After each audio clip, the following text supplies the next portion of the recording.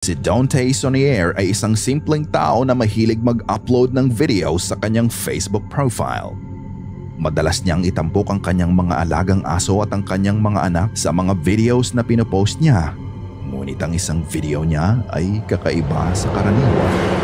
You about to go walk up to this bus? Look at that. Look at them children playing. Look at that. An empty bus.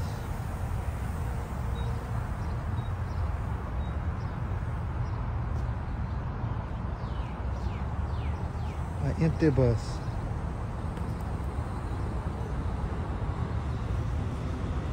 Isang empty bus ang napansin niyang nasa bakanting parking lot. Kapansin-pansin ang mga anino ng mga batang naglalakad sa loob ng bus. Ang sabi sa kanya ng mga nakausap niya ay anino lang ng mga dumadaang sasakyan ang nakita niya. Ngunit nang lapitan niya ang bakanting bus ay bigla na lang nawala ang mga aninong kanina lang ay naglalakad. At makikita din sa refleksyon ng windshield ng bus ang mga kotseng nagdadaan pero hindi naman ito nagka-cast ng anino. Wala nang naging follow-up sa social media niya tungkol sa mga nasaksihan niya. Pero ano sa tingin niyo mga ka-goosebumps? Ito ba ay anino ng mga sasakyang nagdadaan?